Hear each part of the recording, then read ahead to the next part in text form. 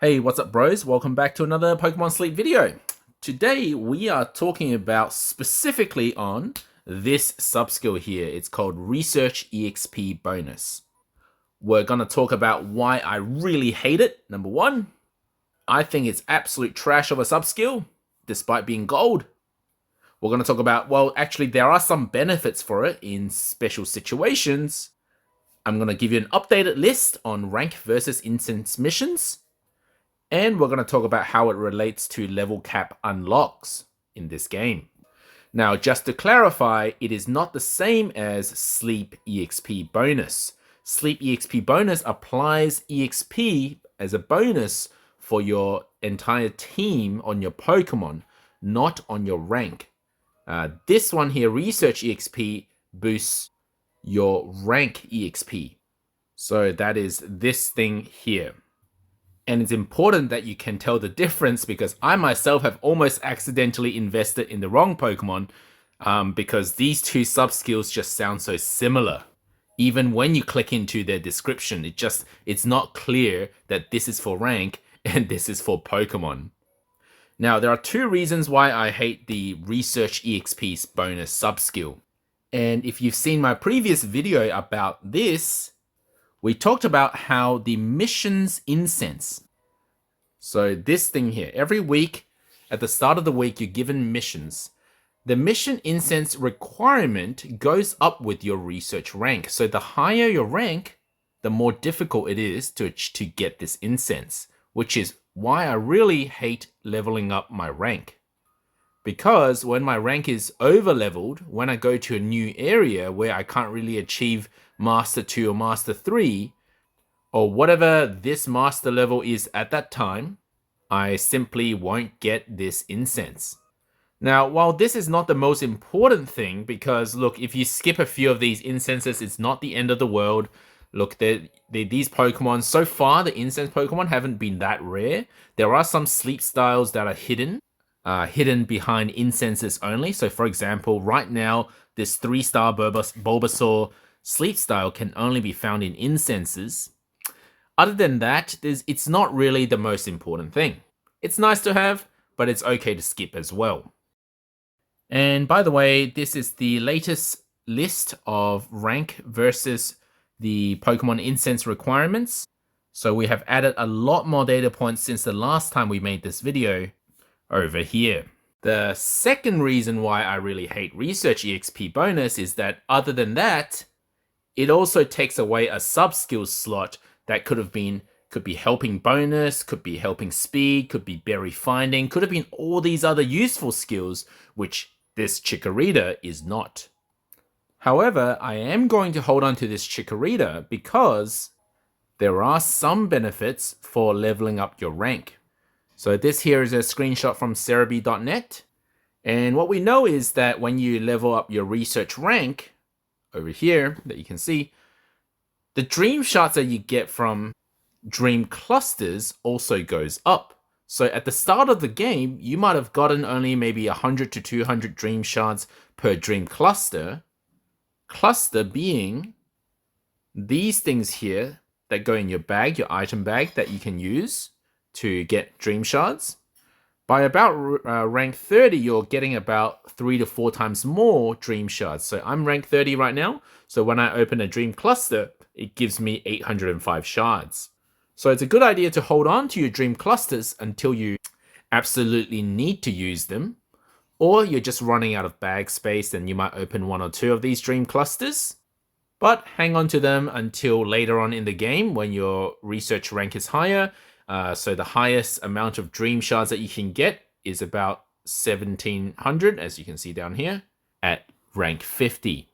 But the real reason why I'm still holding on to that Chikorita, despite not liking that sub-skill at all, is in case that I ever reach a level cap. To be honest, I'm not really that concerned about reaching level cap because my current highest level Pokemon, after almost fully invested all of my candies, is only level 30. So you can see my Totodile candies here are almost at 0. But I know some people would dump all their handy candies in as well onto one Pokemon. Now this is where it becomes a bit more concerning. If you are dumping all of your handy candies to level up a Pokemon, you might reach the level cap much sooner. So my rank being 30, the current level cap is, according to Cerebi, it is level 40. So instead of looking at that giant table, Sylveon here has very neatly summarized for us the level caps relation to each rank. So about approximately every 5 ranks, you will have an increase of 5 levels in the level cap. At the start of the game, you'll start with level 15 being your level cap, and it's pretty quick to rank up at the start of the game. It shouldn't take you very long at all to reach level 25 as the level cap. Now, what's interesting to note here is that some level caps have a wider range for ranks.